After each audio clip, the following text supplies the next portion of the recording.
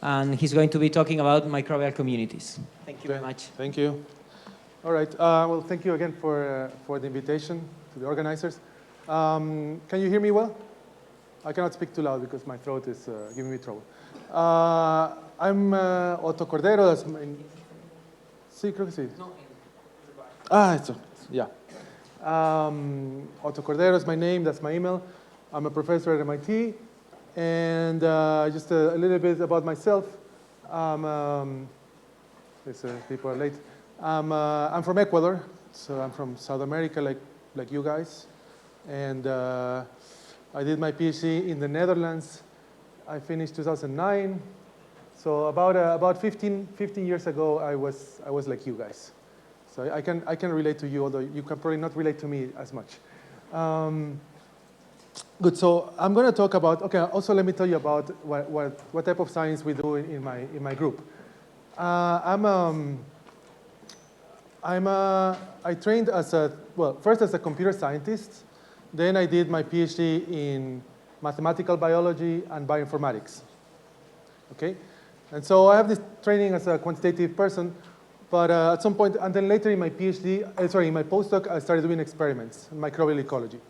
And at some point there, I don't remember when exactly, I decided that the biggest problems in my field that I wanted to address were mostly empirical in nature, meaning that I needed to do experiments in order to get some answers.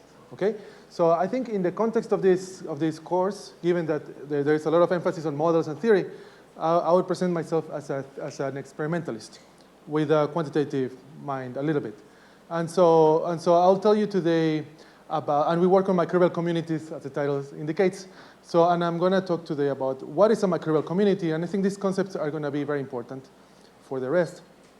Then at the end of the lecture, I think I will have time to make a simple model, the simplest model that I think makes sense, and that is, this word will become controversial, mechanistic. I'll discuss what that means later.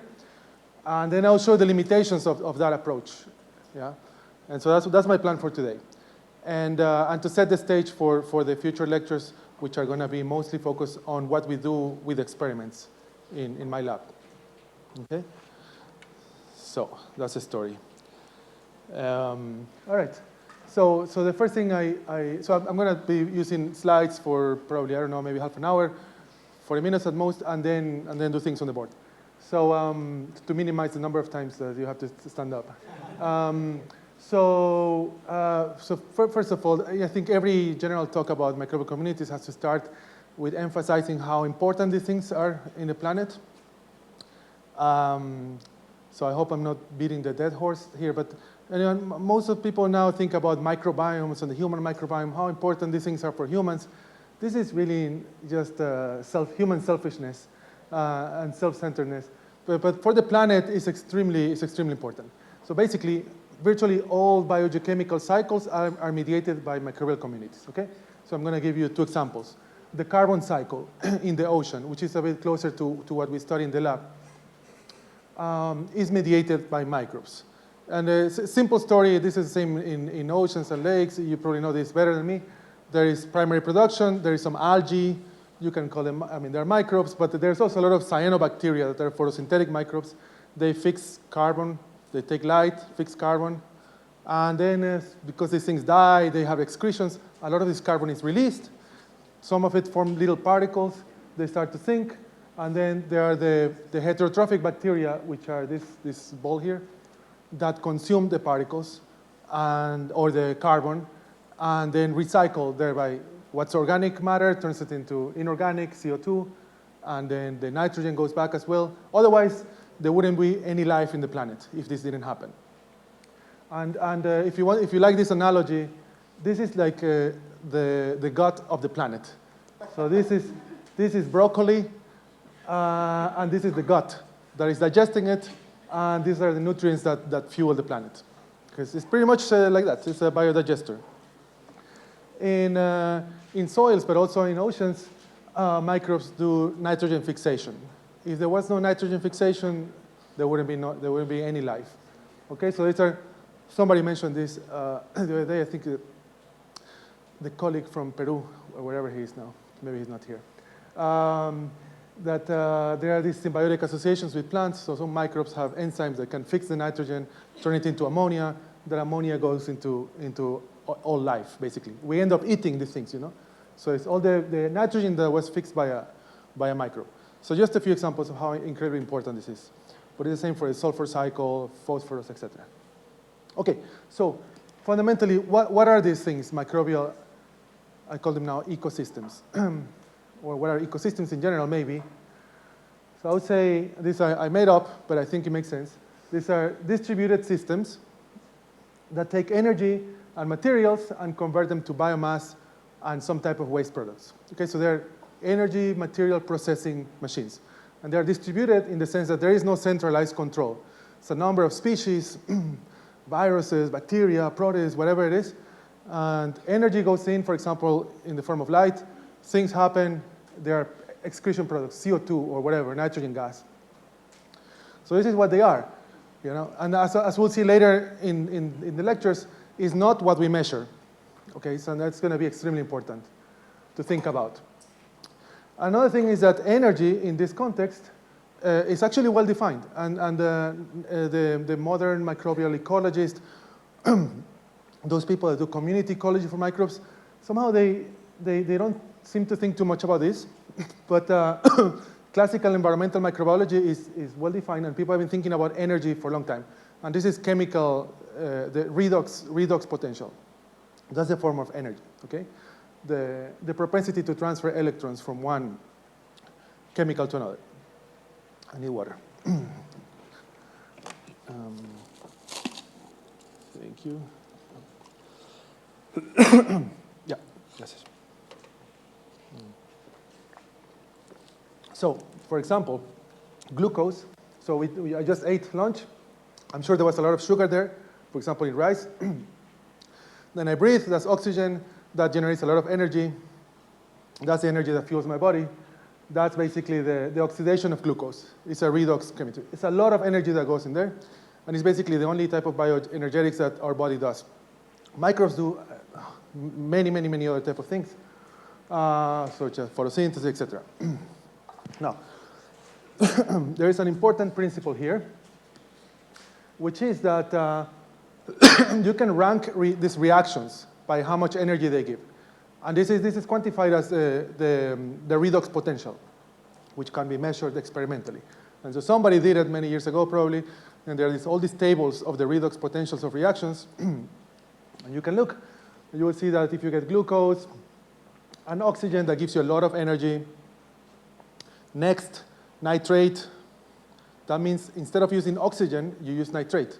So that happens when, if there is no oxygen, it's anaerobic, the environment. But if there is nitrate, you do respiration, just like if it was oxygen. It's just a little bit less energetically favorable. If there is no nitrate, then you can do sulfate, and so on. There's a long list of metals. You can do iron, you can do manganese. Actually, not you. We can't do anything. We're really bad at, we suck. Microbes can do all of these things. The only entities in the planet that can do all of these things. But the nice principle is that the ecosystem will follow the bioenergetics. So you can predict quite accurately what will happen if you know what are the electron acceptors and the electron donors. Okay? And that's really interesting. Now, one little, this is a tiny parenthesis. It's not going to be super important right now. But you don't, so people, I mean, you can measure the electron potential in millivolts. That's the redox. But you can convert it to free energy. Sorry, this equation is very well known. And so this is related to what we measure in these idealized conditions. But in the real world, these numbers depend on the concentration of the substrates, for example. So you need to transform these things to the free energy. And the thing that I want you to pay attention to is this logarithm of Q, which is the fraction of the products to the reactants. Okay, so if you have oxygen, the energy that this reaction gives is so high that this doesn't matter at all. This is a very small number. But if the reaction is not energetically favorable, like for example metanogenesis, that's taking CO2, producing methane. This is really the limit of what's possible for life. Then this thing becomes very important. And that will come later into the picture. All right, so far so good, I think. So this is a simplified view of what is a microbial ecosystem. Okay? You have some type of organic matter, a heterotrophic ecosystem in the sense that energy starts here, is provided as organic matter, which was created by some plant or some algae, from light. But okay, we have organic matter here, proteins, cellulose, whatever. And then it's decomposed by bacteria into some type of monomers. That means that, for example, you have polymers, like proteins are long polymers, or cellulose are very long polymer, can be hydrolyzed into small parts. These small parts can be taken up. The long polymer is way bigger than a cell, so you cannot take it in. But the little parts that are broken down, you can take them up. So these are the monomers. And then there is a number of possible chemical reactions that can happen depending on the availability of the electron acceptors. So that's the logic. And another important thing, if there is oxygen, so if there's air, you go here, aerobic respiration. Otherwise, it's more complex, but you have to do something called fermentation, which I don't want to go into too much detail, but it's basically the process that gives you yogurt, beer. This is what happens in our guts as well. That's fermentation. Okay, I'll come back to this. By the way, if there are any questions, comments, criticisms, just interrupt. All right, so another detail. So why, I mean, this is just chemistry. These reactions are favorable. They will happen. So why do you need a microbe for that?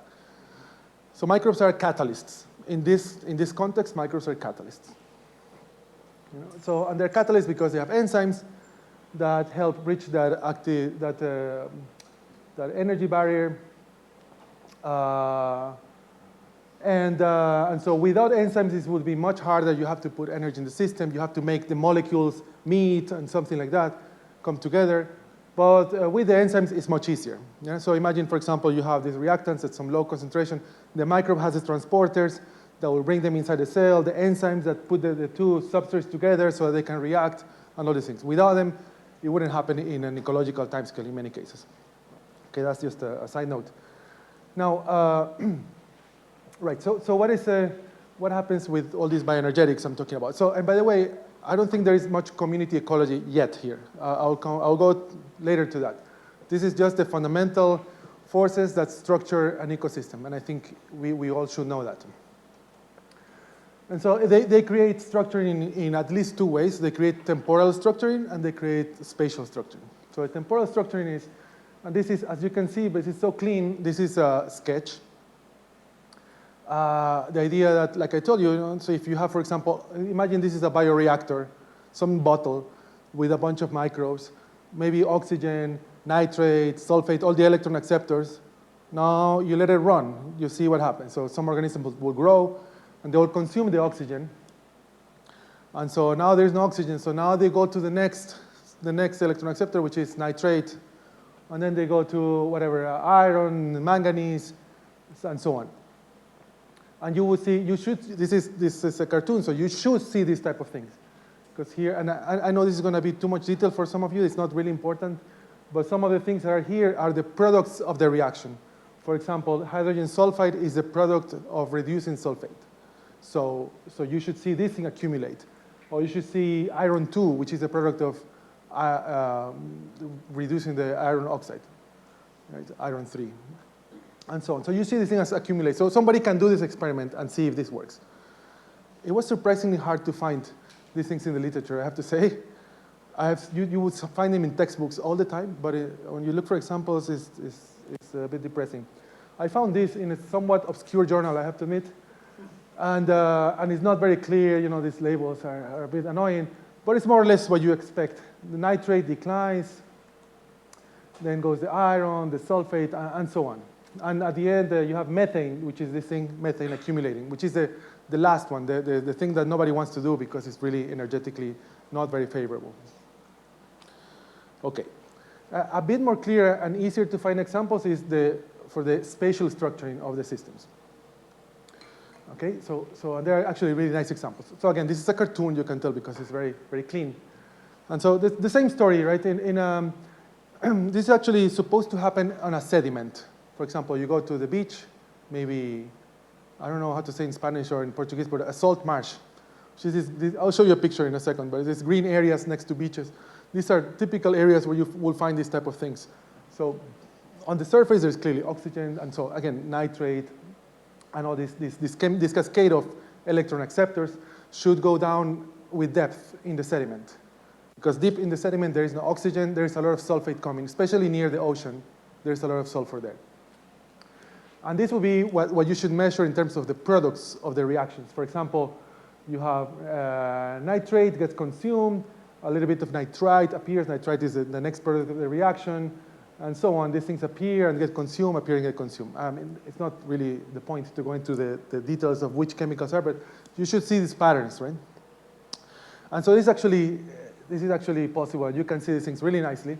This is a salt marsh near MIT, where I work. We actually do some field work here of other nature. I mean, it's different from this type of work, but it's salt marsh. And so you go to the sand there, and take a tube like this, a core. You put it in the sand. You take it out, and you see these layers. Okay, so the green thing would be photosynthetic organisms.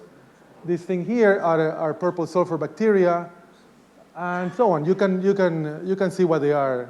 You know, it's just structured by the energetics. It's very clear. This thing here is actually what people know. I think it's surprising to me that some physicists don't know this, because I think if I was a physicist, I would love it. It's what, and I'm especially what's called a Vinogradsky column. Have you ever heard of this? Okay, there you go. But the Vinogradsky columns, this is pretty amazing. So you can make them yourself in the lab, at home, whatever. You take a long bottle like this. You put the shells of an egg, because there is a lot of sulfur there. You put it at the bottom, and you put mud, and that's it. You let it sit. And then you will see these things appear. And it's the same process that I described. It's energetics. And so people know, and this is where the microbiology comes in, that people know that this red thing, which is drawn as purple here, it is purple sulfur bacteria that can do photosynthesis, but it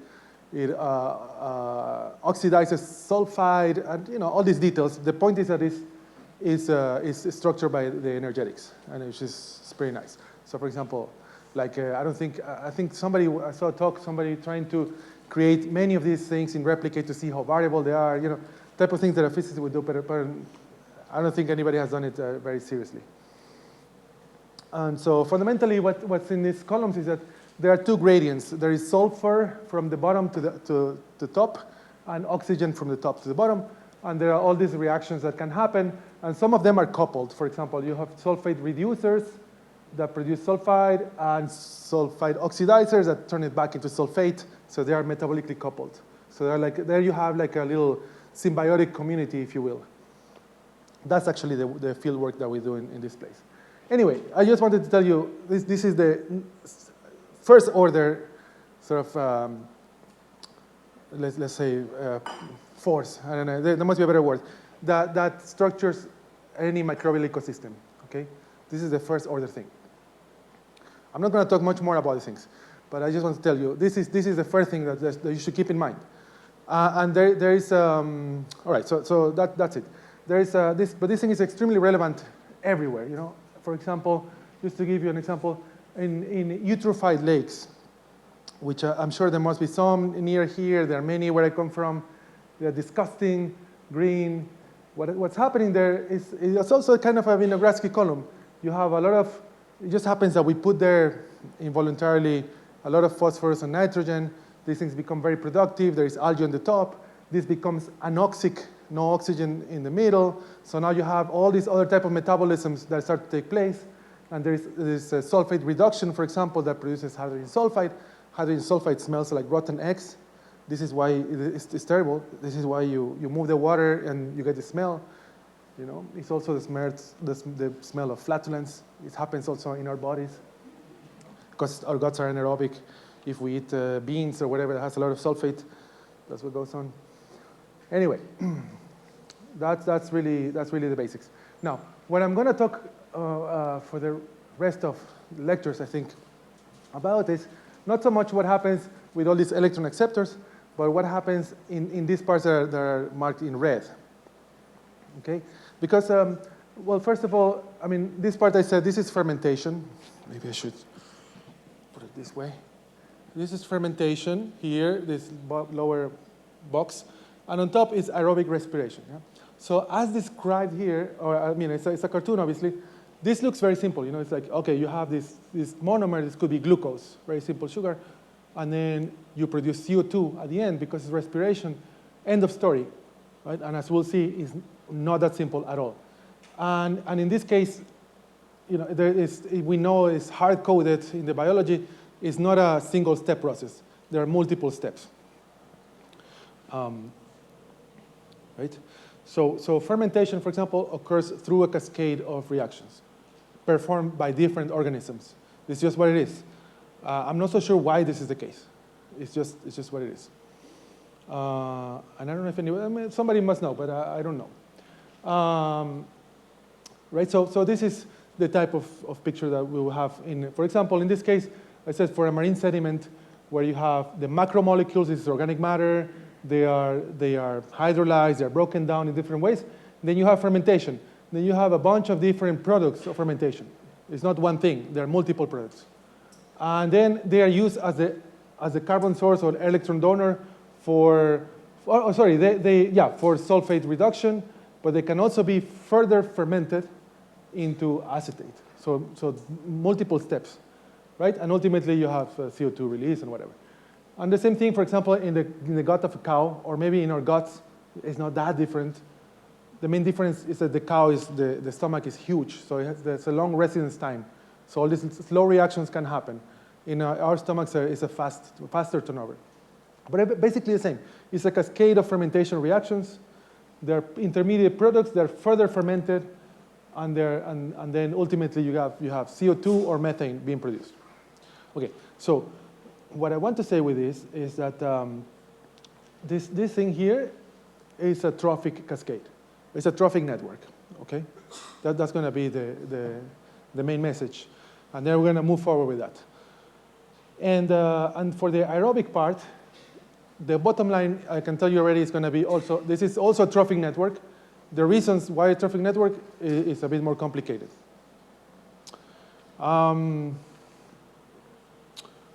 Right. So I could tell you why it is a trophic network, but I want to know. How many of you would like to know? Because this has to do with it's more like cellular constraints. So the minority, yet some people want to know, so I'll tell you. So okay, first of all, we don't have a great answer, but I think there are some answers. So the question is, what is a cell made of? It's actually kind of interesting, this. So what is a cell made of? It's mostly water, okay? And then well, proteins and stuff like that. If you look at a cell growing in exponential phase, a cell that is growing really fast, you look under the microscope, you have to use a special microscope, you will see something like this, okay? This is, I think, E. coli? Yeah, E. coli. So these black dots are ribosomes. Who knows what's a ribosome? Okay, most people knows what's a ribosome. So it's that machinery in the cell that makes new proteins, right? So it's like this self-reproducing thing. It's an amazing machinery. Well, you know what's a ribosome. I don't have to go into details.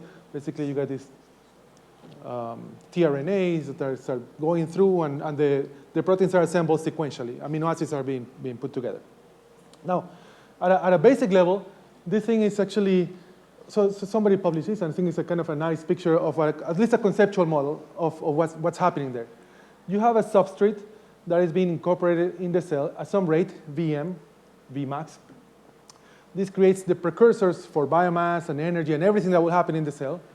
But this can go to they can bifurcate. They either go to make, for example, ribosomes, proteins that make proteins, or to make regulatory machinery that would control the expression of other proteins. Or this is the kind of the bureaucracy of the cell, right?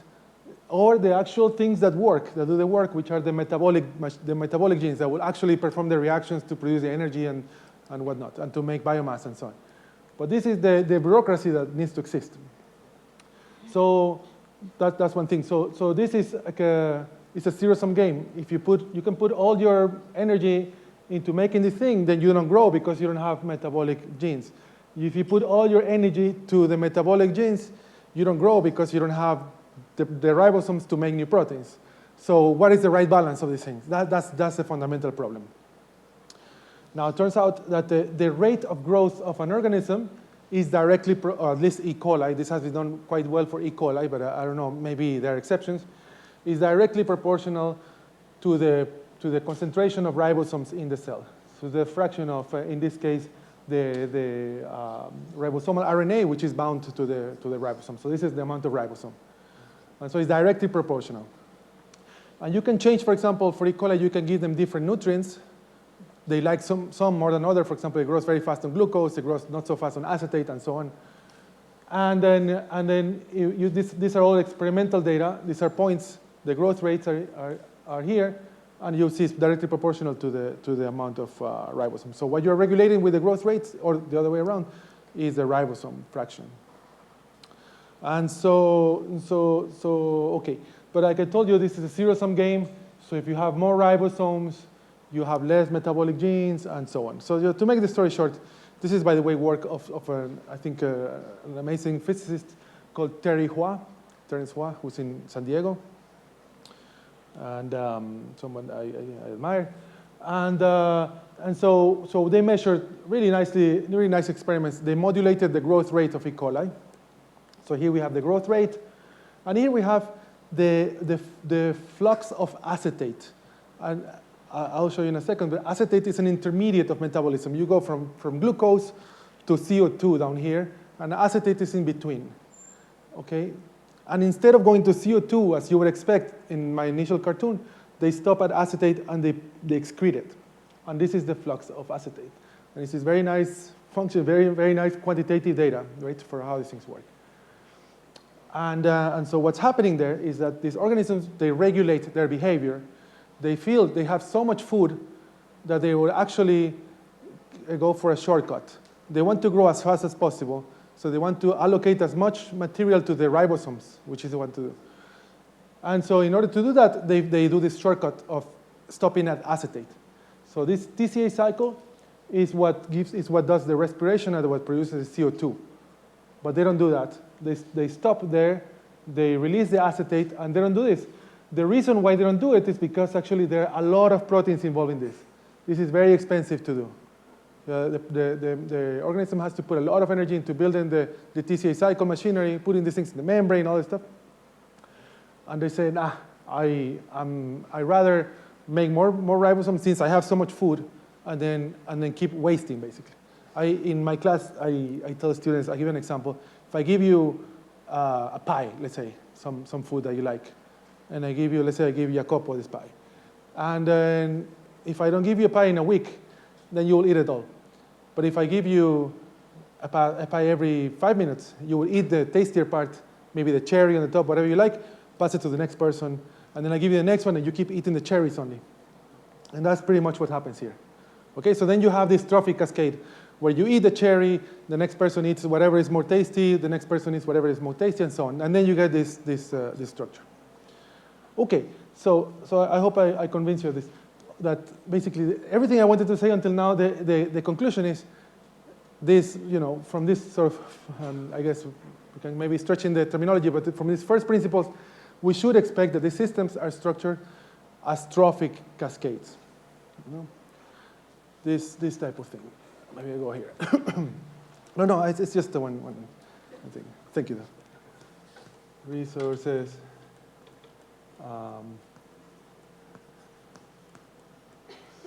Species.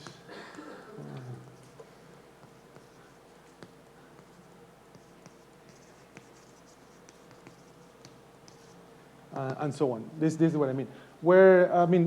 Sorry, I made this drawing because just to make clear that it's not trophic in the sense of predation, which is what I think the plant ecologists or animal ecologists will call trophic.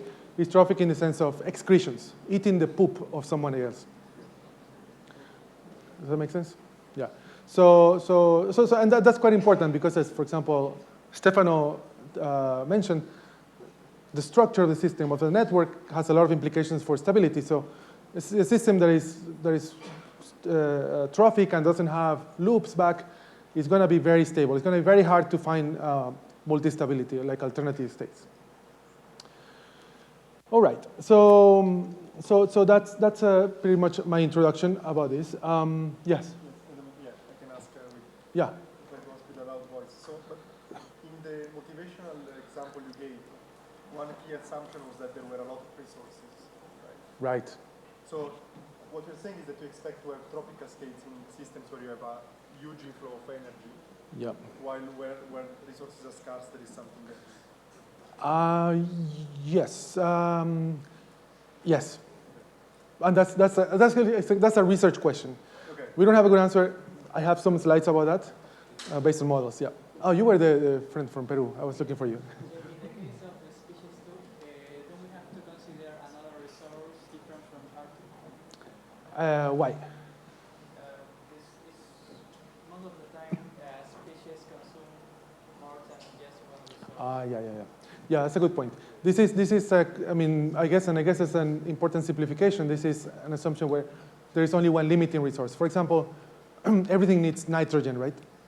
So this could be a carbon source, and the nitrogen is in excess. That would be the assumption. Right, yeah. Although actually, and we have experimental data on this that I want to show in the next few lectures, but these things are producing multiple things. So some of these could be an amino acid, and some could be carbon, and they can all be consumed by the same organism. So in that sense, maybe you can just simplify it and say there are resources that are flowing, you know. Yeah, but it's a good point, in fact. Okay, so well, that's pretty much what I had here. And what I want to do now, so I want to switch gears a little bit. Now, you know, I want to go and say, okay, fine. How do we model these things? And so now we're going to use the board. And so I want to be clear about what's the objective of this exercise. And by the way, so now it will be better if you take notes, because I don't have these things I'm going to do on the board. I don't have them printed, at least in a nice, readable format.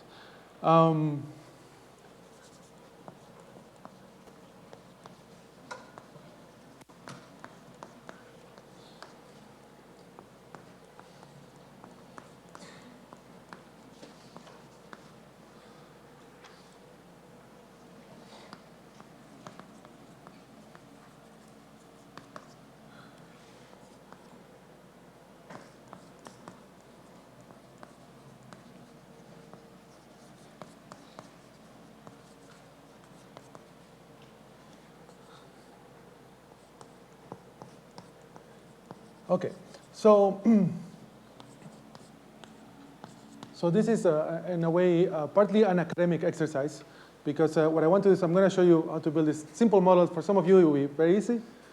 And then we're going to ask, okay, first of all, how do we get data for this? How do we make the measurements? We get a feeling for how difficult this is. Then we're going to ask, is it useful, and for what? What do we learn from these things? And then we're going to see how these things fail, you know, because it's going to be a very simple model. We can maybe build a model of that thing I draw there with the two species, two resources in a chain, maybe that. I'll try to do something, but then we'll see that if you want to keep expanding, things become unmanageable. Okay, so that's kind of the message of this thing. So the chemostat. Chemostat, how many of you have heard of the chemostat, of a chemostat? Okay, a small number. How many of you have built a chemostat? Well, the good thing is that there's a nice picture, and it looks pretty much like this. I mean, so let's be clear. Let's try to make sure that everybody gets the idea of what is an experimental system. It's something I can build in the lab, or you can build a lab. It's very easy. There is some reservoir here, this bottle, that has the nutrients. Okay? And so,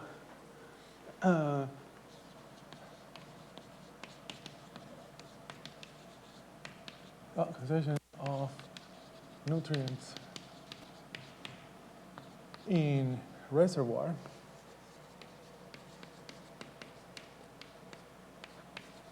Some concentration, R naught, R0, whatever. Then this thing is being, the nutrients are flowing into that container in the middle, that's the chemostat. And at the same rate, things are being taken out. Okay, there's a flow in and flow out. And that happens at some rate. The system is at equilibrium, so those rates are the same. Otherwise, things wouldn't work. It's called the dilution, and which I will, in this lecture, use this symbol. But it's arbitrary. The dilution. Yeah, and pretty much that's it. It's just that thing. And there is a waste container at the end, right? Where whatever you're taking out. Now, the important thing is that you're taking out cells, you're taking out nutrients, you're taking out liquid, you're taking out everything. But you're only flowing in resources. Okay? Then we'll have the biomass, we call B. And we have the resources, we call R. So far, so good, right? There's another thing. We will assume, and this is something is measurable. It's not just out of the blue. That the growth rate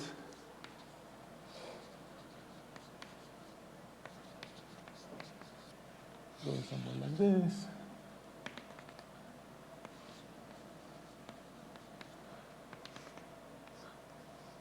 Sorry.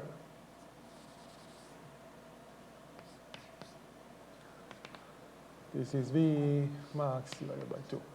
Yeah, so monal kinetics. Yeah, so how many of you are familiar with this thing? Monal kinetics. Okay, not everybody, surprisingly. So we had a conversation yesterday, is this phenomenology or is this mechanism? I'll tell you already that I think everything here is phenomenology. The difference is whether it's quantitative or non-quantitative. And so with this, we are able to do quantitative phenomenology, which is great. So, and the function that describes this thing, but there could be other functions, but the function that describes this thing is this growth rate, let's call it R, is R K plus R. Okay, that's the per capita growth rate. Per capita growth rate. Per capita. Sorry, Vmax. Thank you. Good one. Yes. So that's it. So now we can put the things together. I'm sure I can make mistakes. Yeah.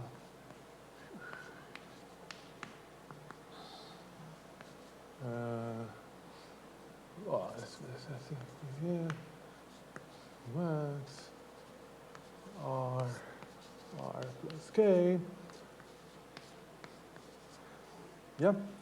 And okay, so I know that after lunch, people get all the blood goes to the stomach. So how do you especially the South American lunches are very heavy. Any idea? What do I put here? Yeah. You know this. Yeah, fine. It's okay. What else? The consumption, right? And which is exactly this thing.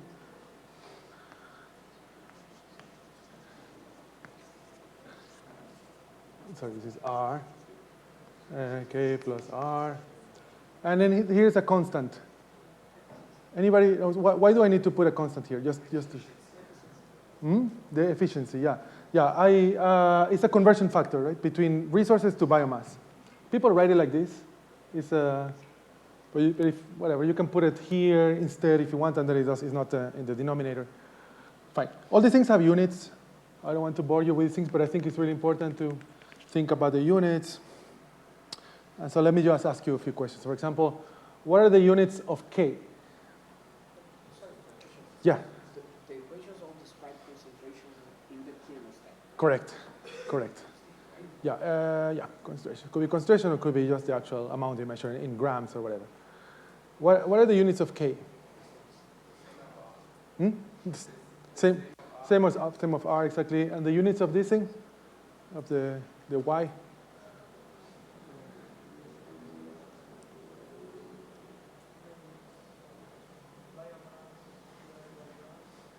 Sorry? Yeah, it's a conversion factor between resources of biomass. So in this case, it will be biomass, whatever the units are of biomass divided by the units of resource. If both are in grams, then whatever, there is has no units, but it's that conversion factor. Yeah.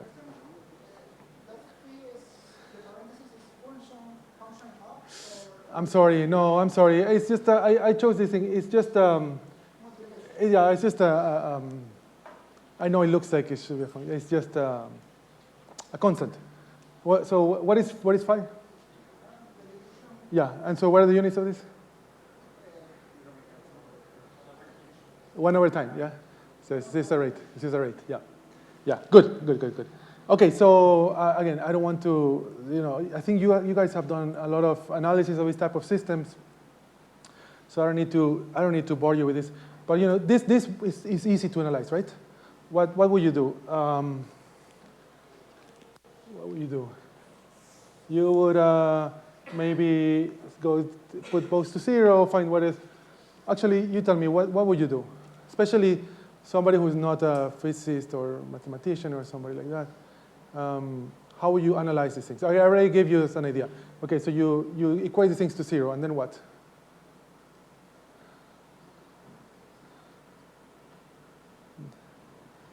And it's nice because there are only 2 equations.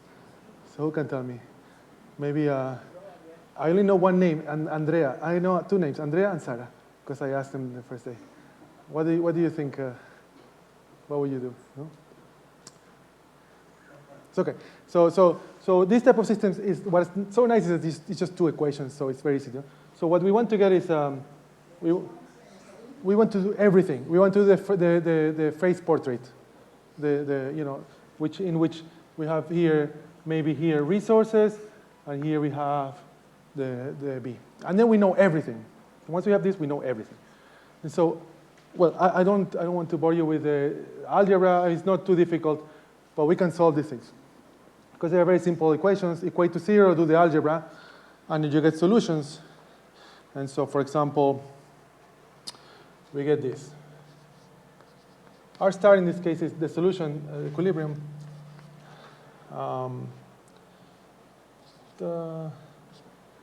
Sorry, inconsistent with my thing.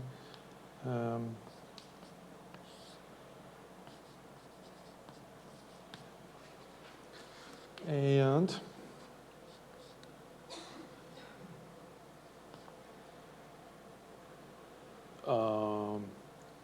this is this thing, phi,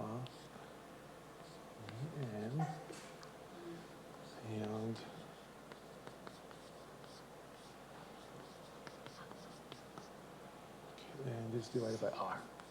So this thing comes from this equation, from the solution of this. Equate this to 0, move things around, you get this. You can solve for x. And from this one, you can solve for R. What's x? I'm sorry, B. My notes, I had x. Okay? So far, so good? Yeah? So now, yeah, this one is very easy to sketch. What is it? What do you know? Huh? Zeros, the trivial ones, yeah. Yeah. The question was if there are other solutions, and yes, you can put things to 0 and then they stay at 0, but these are, well, this is the one thing. This is the R star here. This comes from dB dt equals 0. And the other thing, this one is a bit harder to draw, but you can imagine what will happen, right? So if R is R naught or R0, then this crosses this axis. And if R becomes very, very small, this goes to infinity. So it should be something like this. Nice. And with this, we basically know everything about the system. There's nothing left.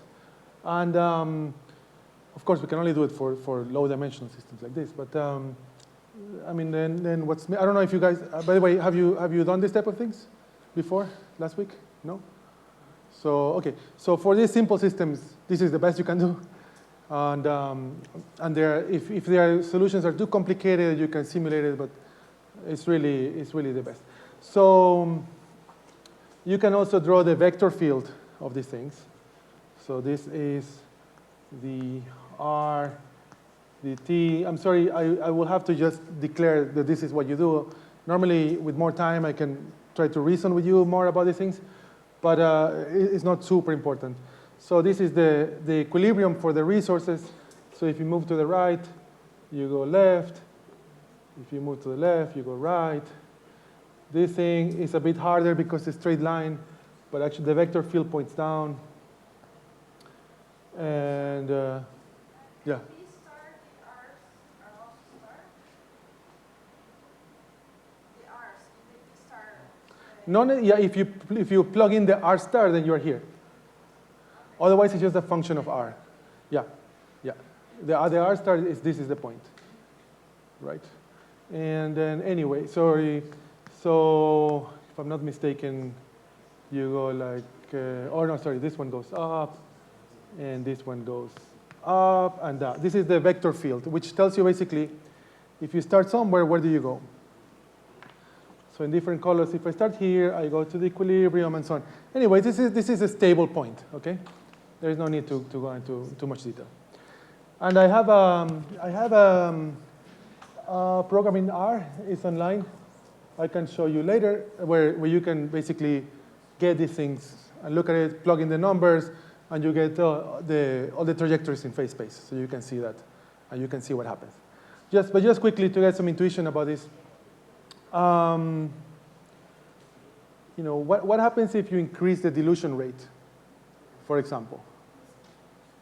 What happens with the biomass and with the resources? Just to see that we are understanding ourselves.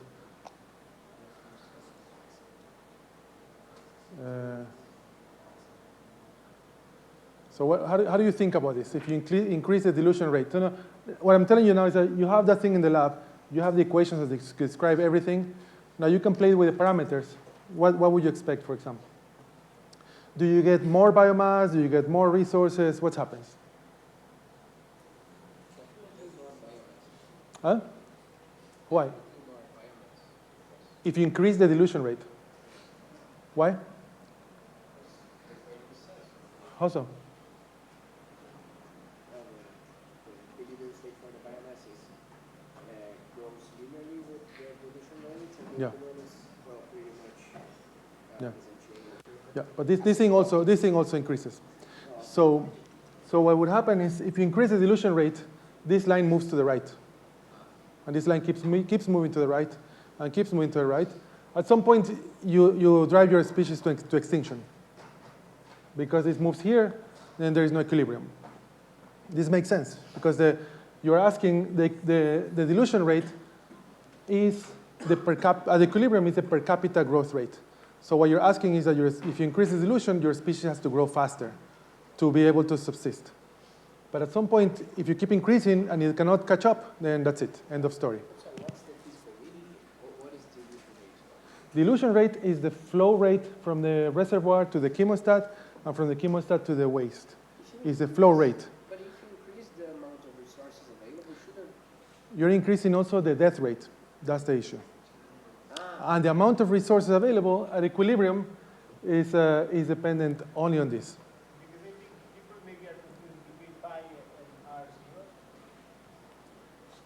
and R0. Yeah, R0, okay. R0 is the concentration of food in that thing, in the reservoir. So indeed, if you increase the dilution, you're also increasing the flow rate of the thing, but the concentration is the same per unit of volume, right? So that's So is that okay? Does that work?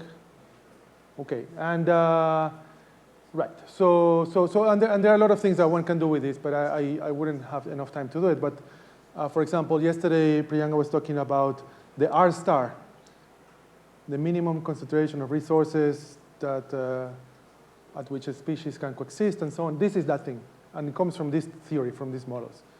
And so in that ecological theory, if you have two species now, and then there is one that would have another R star here, because, for example, that species has a different K and a different maximum growth rate, then that those models would predict that only this thing will be able to exist, because this one cannot subsist at the resource concentration that this guy creates. Okay? All right, so I mean, by necessity, I have to move somewhat fast with this thing, so I feel like this is something we could spend more time talking about, but maybe the gains will be diminishing. What I want to tell you is this is something where you can do quantitative phenomenology. And so this is, in fact, the main point I want to do. I want to express to you is that we can measure all these things. Okay, we can measure them. We can go to the lab and do the experiments, and in fact, we have done things like that. And so, just to give you an example, everything you need to do here.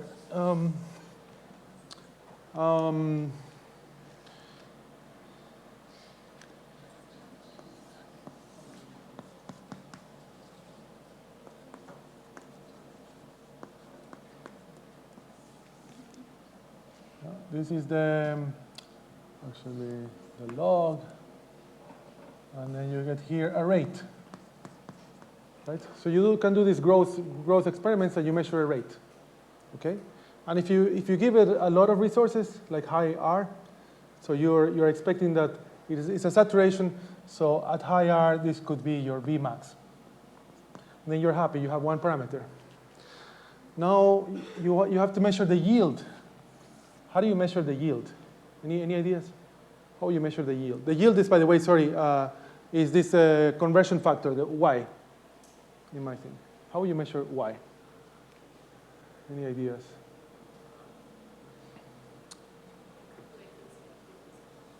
Huh? Susan, go ahead. Calculating the fixed point there, then substitute by the values that we had in the graph for R and E. Right, so you would do, what you would do is this experiment, and then, but you would do it many times for different amount of resources, and then you will see this goes up, because you have more food. And so now you have here resources, and equilibrium, biomass, and this hopefully goes as a straight line, and so that means there is a constant, and so that means that model is okay. And indeed, if you do, at least for some bacteria, this works, it's a constant, and then we're happy. But it doesn't have to be like that, and in which case, things will get a bit more complicated. And then how do you measure the K? How do you measure K? What? Huh? When you have a lot of these experiments on growth rate, you can do Yeah, that's correct, but that's highly theoretical. Like, we have done these experiments.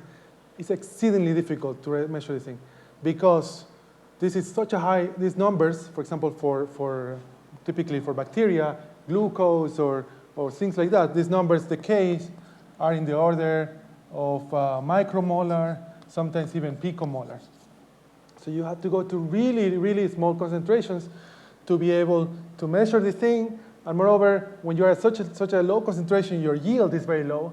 So you have to have a very sensitive method to detect the minute increase in biomass.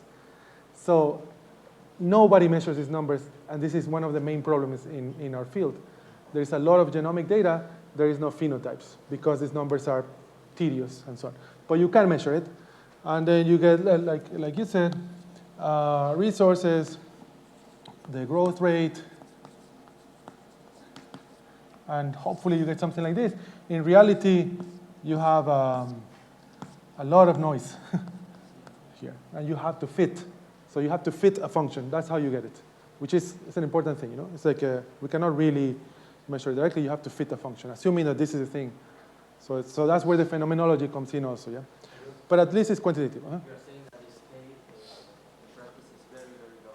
It's very low. In many cases, it's very, very low, which makes it very difficult to do these experiments. Anyway, so I just wanted to give you a feeling for how you do this. And this is what I would call quantitative phenomenology. Now, I only have like 5 minutes left, right? Or, yeah. So I won't have time to do much more than that. Maybe I continue well, in the next lecture. But I can tell you a quick, just very quickly and qualitatively, what's the point with the limitations of these things. I think, and are these models useful for anything? What can you do with them and so on? So I want to tell you, well, I'll give you my take on this. I think this is extremely useful, but for what? That's the question. It's useful to learn physiology, you know, and like I was saying, and I will be talking a lot about in the next lectures about what to do with the sequence data from which we get species abundances and all these things that relate to community ecology. But the issue is that we have, for example, right now, when I finished my PhD, we had 300 genomes. And I'm not that old. It was only 10 years ago. Now there are 300,000 genomes of bacteria. What do we do? It's amazing, no? But what do we do with this data? Nothing. We don't know. I mean, per base pair, the amount of things that we do is nothing. And so part of the problem is that we have no phenotypes to attach to the data. If we had phenotypes for this bacteria, then we could do machine learning. We could do a lot of cool things. But there's nothing. So, and part of the reason is that nobody wants to do these experiments. This has been measured for E. coli, Bacillus subtilis, a couple of other things that are important in fermentation, and that's it. You know? And so this is one of the problems. This is extremely useful in that sense. You can extend a little bit this framework and think about the trophic system I was talking about. So in the interest of time, I won't be able to show you the whole thing, but if you, or maybe I do it next time, but if you can extend to another species that eats a byproduct, okay? And it can still be in this spirit of quantitative phenomenology. We can still quantify things and do it well. And what you will find, for example, is that the chance that this second species survives is proportional. It's proportional to the amount of resource that comes in. This relates to your question, Jacob. So if you put a lot of food, you can see that there is an equilibrium where both species can survive. But if you start to dilute back the amount of food, you will see that the second species goes extinct. And this is because its growth is only the second order to the growth of the first one, right? That sort of makes sense. We can express that with math, but I mean, the concept is clear. In other words, if I put more of this food, you can expect already from simple models more diversity. Okay. And that, you can still do it in this spirit. Now, remember that I told you that you can have this logarithm of Q, and this is sort of the product divided by the reactants. And this thing becomes important when the bioenergetics are not favorable. Like, for example, in the gut of a cow, some of these reactions are really not favorable. So then this becomes an issue, because the products accumulate and the reaction doesn't move forward. It's like that's a type of product inhibition, it's called. You get product inhibition.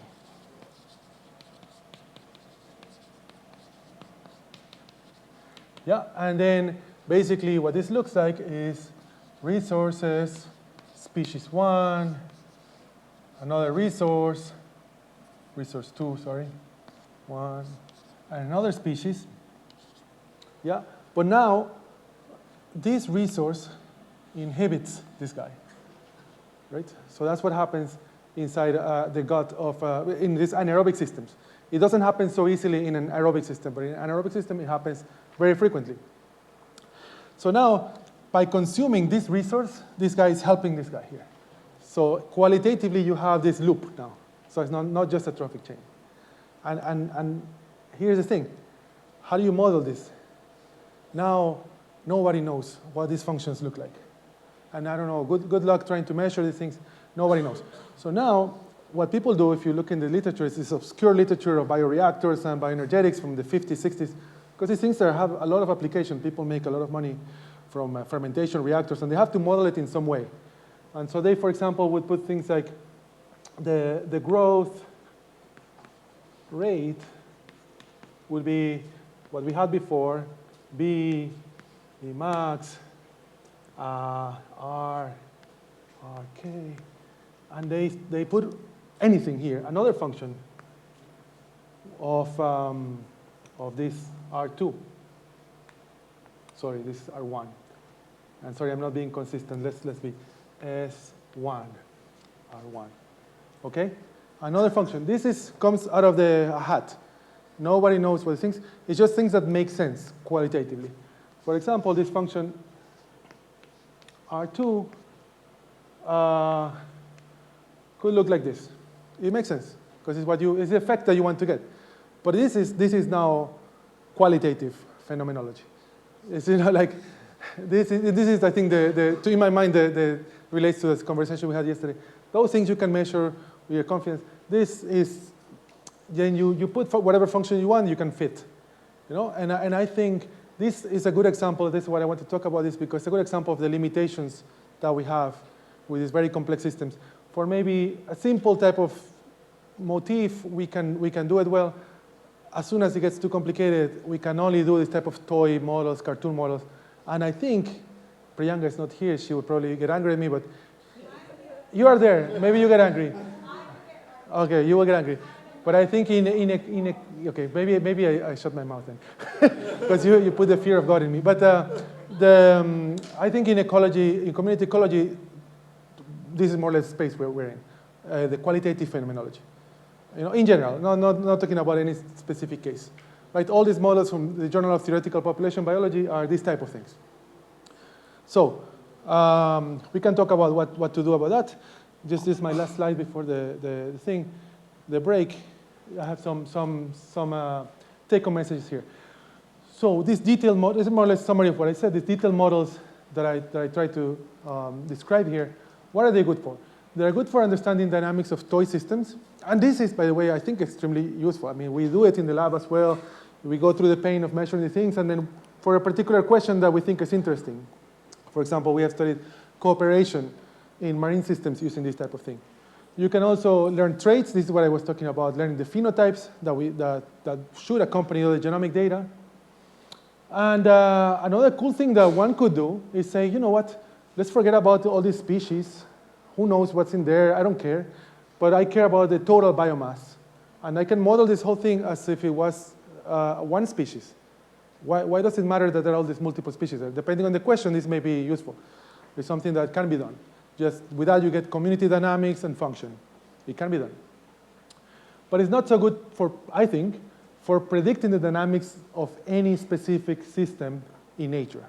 I don't think I can go, in my particular case at least, take a few microbes from the environment, run them in the lab like this, and believe that this is what is going to happen in nature. I think the context in which they are is so complex that it's going to change things. Unless, I don't know, there's some special case where it's low diversity and so on. Or maybe average over a very large volume.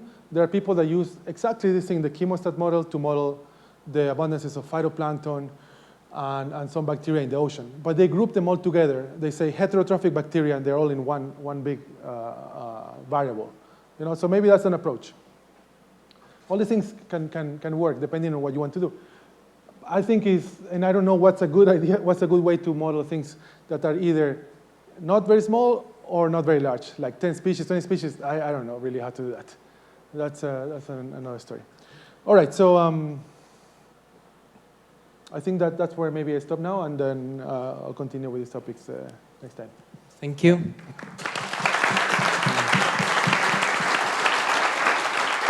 So, yes, 10 minutes refresh, and we come back for questions.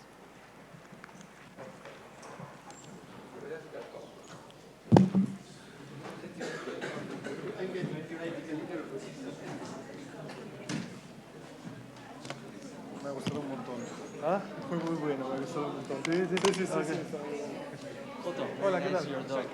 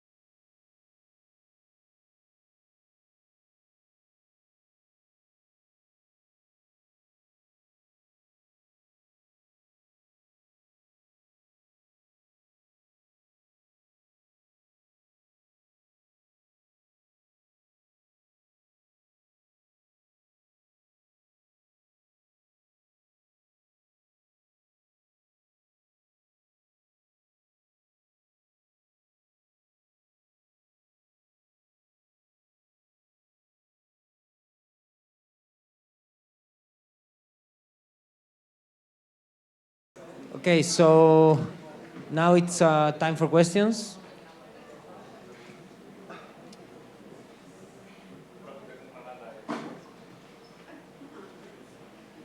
Yes.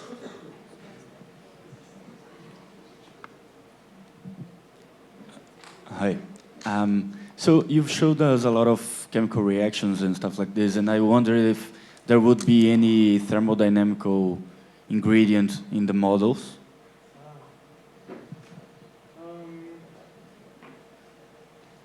Yeah, so I have, sorry, I don't have this.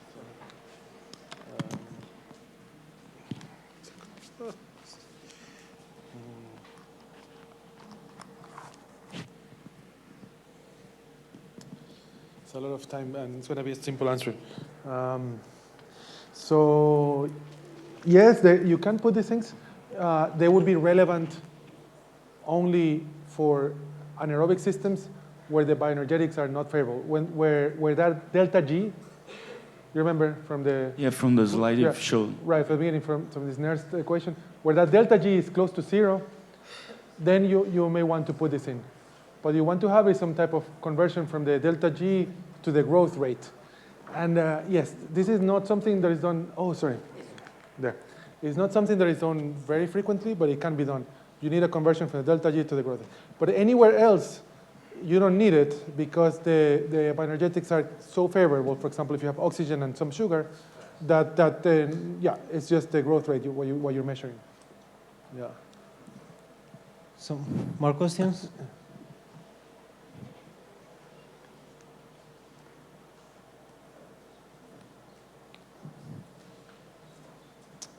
One by one, I guess, please.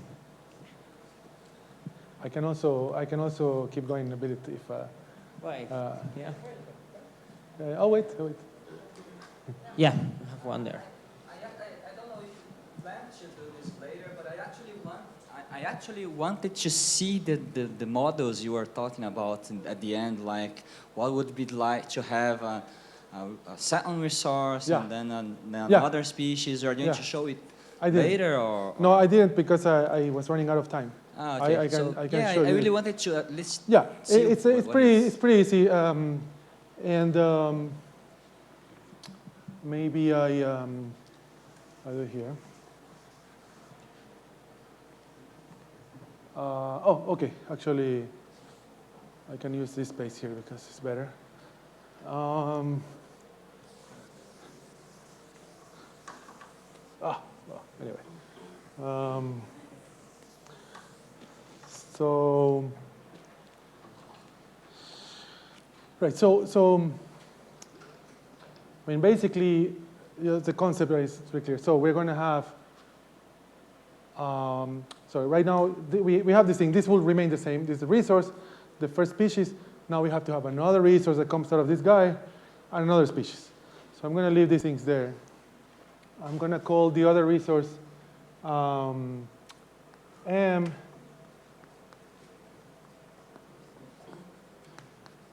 I think I'm going to run out of space here, and then I'm going to move back there.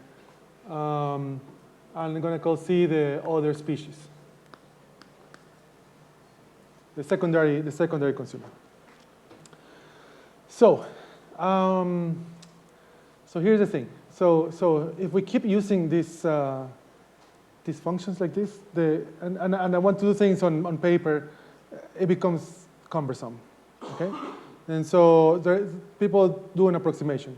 If you assume that R is very small, then you can approximate this growth rate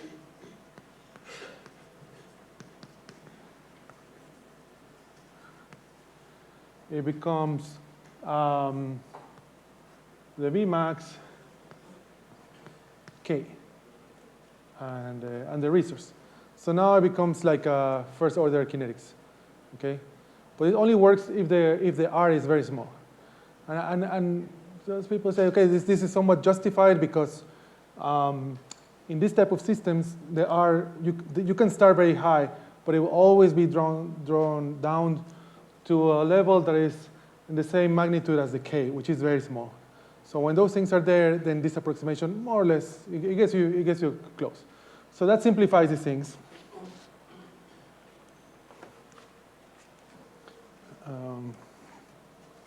So now I'm going to reuse this stuff.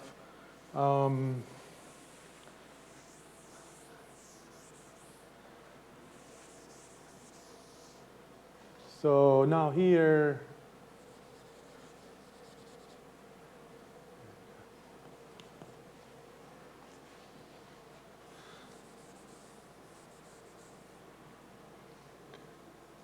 K1, all these things are for species 1. And this is R1, R1, R1, R1. I hope this is okay.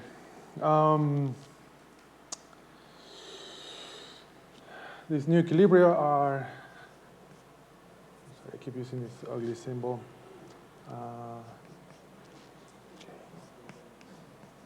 M, and this becomes Y, R0 minus R. And what is R is that thing there. So actually this one is, when you do the simplification, this becomes much more easy to interpret. Because basically biomass is what's consumed times the conversion factor. So that's nice. Okay, so with this, which is a bit simple, I can write the equations for the other guys. And I'll do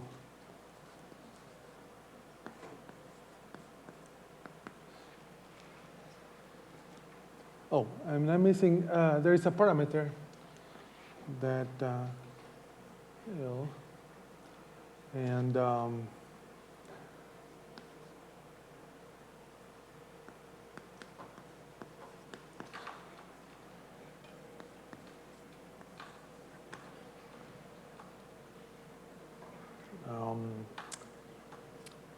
sorry, did I write? Yeah, max 1, V max 2, okay, 2, C, M. Okay, does this make sense? Sorry if it is a bit too far to the right. And DC, T, I'm going to write, yes. I'm sorry, here I am missing something. And here, V,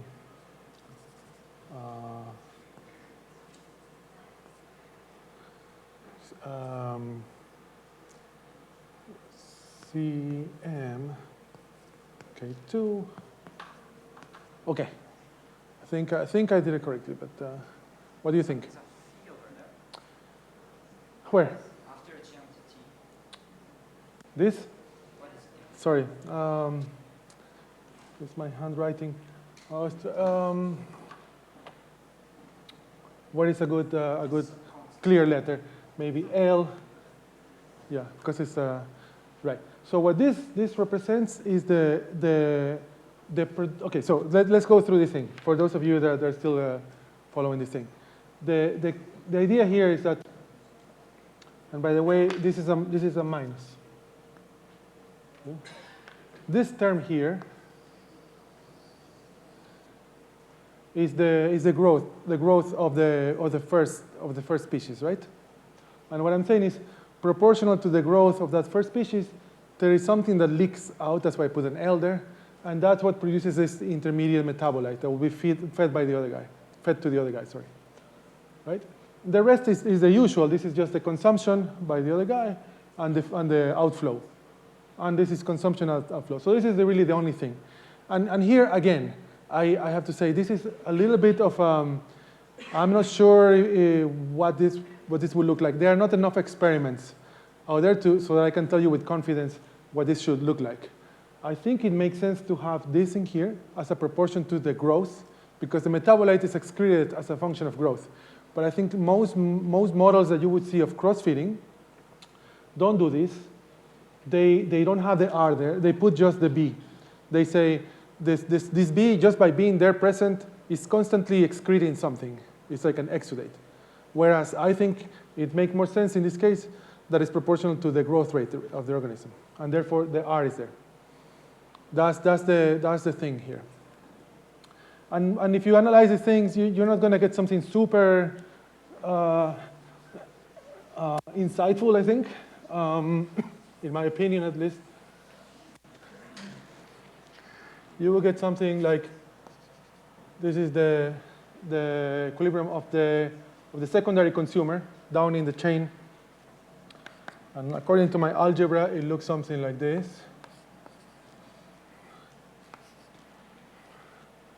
And we have, what did I call this? V max 1, okay, 1,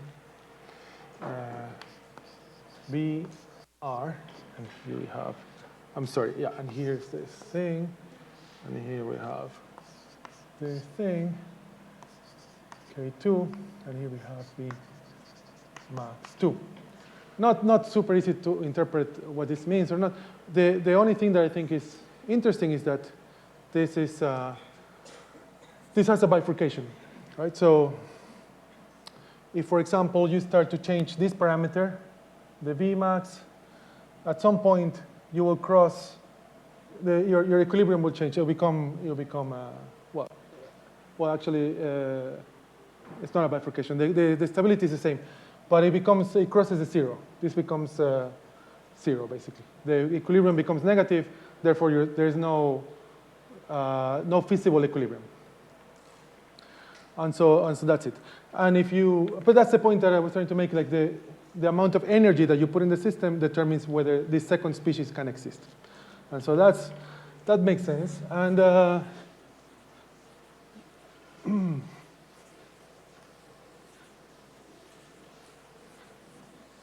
if you look at the phase space of this thing, here you have what I call them, B and C. B is independent of C, so that's the equilibrium of B. It doesn't matter. And the other guy goes like that. And this is perfectly stable. This everything goes to the equilibrium. There's no problem. The only problem is, like I said, if these lines don't cross because you're changing the parameters, for example, you're reducing the amount of energy you put in, then the system doesn't. It's that simple. Now, maybe just a little bit more on this since you were asking, and I wanted to also mention something. This is related to this question, but and also to the issue where I discussed these limitations of these toy models, these very small models. So actually, there's been an approach similar to what Stefano has been discussing, trying to look at really large systems with random matrices, but imposing these constraints, where you have a trophy cascade, and it's not necessarily a Lotka-Volterra system. Okay, so in that case, people have to do simulations. You cannot do the analytics that Stefano did. And so I wanted to highlight this stuff because the paper that some of you may be interested in reading, and I think has really interesting results. And so. They basically construct a model somewhat similar to what I had here. Actually, it's more similar to this one where you don't have a Michaelis-Menten function because that makes things too complicated, more parameters for their models. Instead, there is only one parameter, which is this ratio here. And so there is energy that comes in the system in the form of resources. If I may point with this. And so, I mean, this is the scheme that there's some resources coming in. This D thing is a matrix that describes whether the organisms can consume the resources and what they excrete. There's another matrix of excretions. A lot of things come in, a lot of things come out. But really large systems with random matrices. And so that's that matrix there. And they can come and create multiple communities by assigning, randomly sampling species from a pool with these parameters. So as you can imagine, and they can tune, for example, how much leakage there is. What is the intensity, basically, of this parameter L, which is the leakage? As you can imagine, the more leakage there is, the more coexistence. That makes perfect sense, right? Another thing that is nice in this model is that they do the mass balance, so which is very important. And in the Lotka-Volterra model, that's hard to do. Things can go to infinity. Here, they can never go to infinity because of the limited amount of energy that is being put in the system. And so, like I said, at high leakage, you have more things coexisting. There's still species that go extinct. This is a low leakage, maybe only one wins. But at high leakage, you change that matrix, you put a lot of leakage, and then you have a lot of things that coexist. And I mean, not to go through, maybe I go through only 2 more slides with figures from this paper. There are 2 things that you can play with, and I think this is quite insightful. One could do an experiment to validate these things. And that's how I think about this. That's why I think this is interesting. I'm not sure if you can tune the leakage fraction. That's something that seems to be encoded in the organism, okay? It's whatever poops out. But you can control the flux of energy. And in this, when they run these models, these simulations, they find pretty much two regimes, or well, actually, yeah, 2 regimes. One is when there is a lot of leakage and a lot of resources coming in, well, then you have a lot of things that coexist very easily, right? But then whether they coexist or not is limited by competition. If they are too similar, they cannot coexist. If they partition resources, they coexist. Nothing really revolutionary. But what happens when now the system is limited by energy, for example, in the 2, meaning that you are not putting enough resources, like when I start to dial down this R here. Now, of course, things will start I mean, diversity reduces, first of all. And there is a regime, the way they describe it in the paper is that now organisms are limited by their interactions with each other. Because they can only survive if they get enough byproducts from their neighbors, and the neighbor has to get enough byproducts from this other guy here. So they're from a connected system where they're really at the brink of collapse, but they depend on each other. So if you remove one species, maybe the whole thing collapses, you know, that type of thing. So that I think is interesting and testable. And they have this really nice picture. So this is a case where there is this is the matrix of what you put in and what comes out from each species. It's like the metabolic network of the organism. So it's rather sparse, whereas here there's a lot of leakage, basically. And so in this case, if you don't put enough resources, you see the systems sort of become sort of crystallized in these few paths of things that can exist. If you put a lot of resources, then fine, you have a lot of things that coexist. And here, the same type of system with a lot of leakage, and you just change the amount of resources that you put in. So I think this is interesting. It kind of resonates with how experimentalists think about those systems at the low energetic levels, where either the redox reactions are not favorable, or maybe there's no food coming in.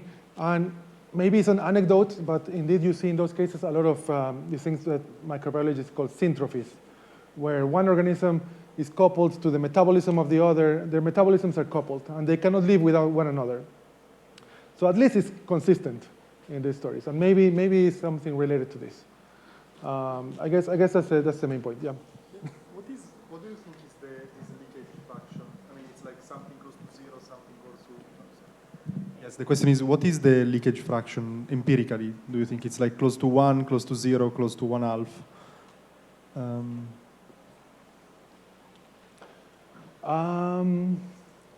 Well, it depends on where are the units, like 1/2 of what.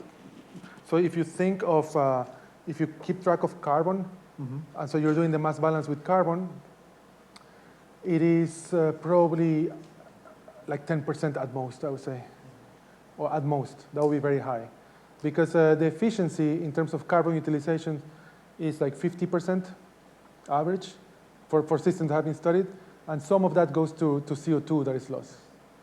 So, but depends how you measure these things. Yeah. Because your rate L could also be, this could be a large number, but because you're, for example, is the rate of production of metabolite without doing the accounting for carbon, for example. You know, so then you cannot do the mass balance. The question is just because in the previous figure you were showing, you can access only the diverse regime if you are at high leakage fraction, right? So if that is not tunable, I don't know what is. I was wondering what is. Yeah. I think in general it should be pretty high, given that we see a lot of these interactions happening. So, more questions? Where 10% is high. Yeah. Yeah. We have time for at least one more. So,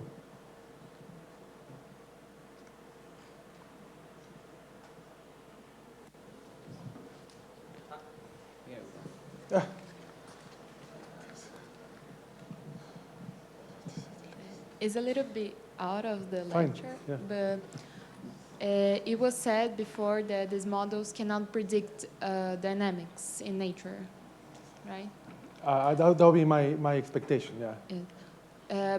However, it is possible to associate phenotype with genotype of this, of the genotype data with these models. It is expected. You mean, sorry, what exactly, you mean the parameters, for example?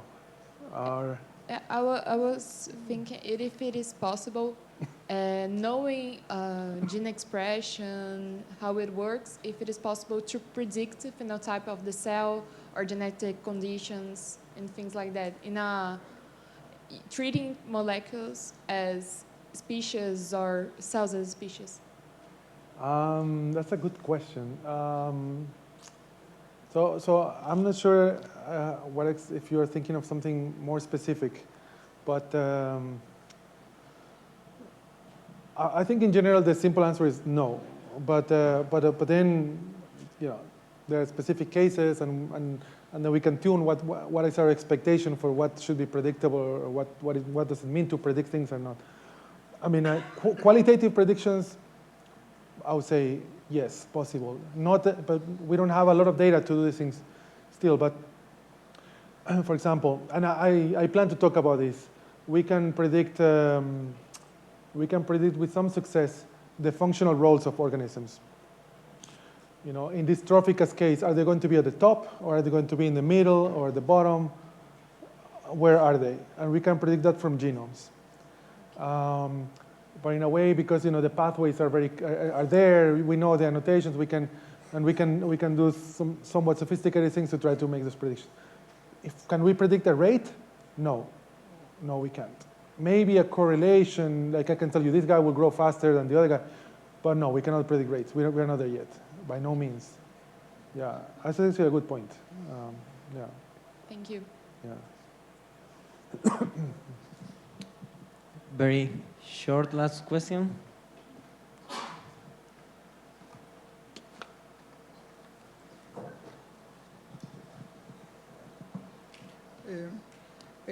Before, you were saying that measuring the K is too difficult because it's hard in the experimental sense. And I was wondering that maybe it changes the volumes of the containers or something like that in order to focus where you want to take the measure. Yeah. No, I mean, okay, so look, we can sequence the genomes of individual cells. Yeah, so if just people wanted to do that, they did it. If somebody wanted to do these things, they could solve it, I'm sure, in a year.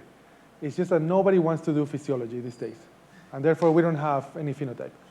Now, since we don't have the technology, we rely on technologies that are being designed to measure really large number of cells, like billions of cells, which gives you optical density changes and all these things that you can do. And then, so yes, you can do it. It's just extremely laborious. That's the issue. So the changes in volume don't help you much. The issue is always that the amount of carbon that you have to put in is so small that imagine that you have you cannot work with large number of cells, because if you have 100,000 cells, which is not large for bacteria, the death rate will take over you won't see any signal, because the growth is so small that the death, it will be like negative R, what you asked before. So you have to have a very small number so you only see the growth. And so it goes from 10 cells to 1,000 cells. This is very hard to measure. The noise is huge, basically. So you have to do like 100 replicates if you want to get a number. So it's doable. It's just like very, very laborious. Nobody wants to do it because now everybody wants to sequence things, and you know, I like that as well. But so yeah, it's a rant. Yeah. right? So yeah, I think it's already time for coffee. Yeah. So please let's thank Otto again for the lecture.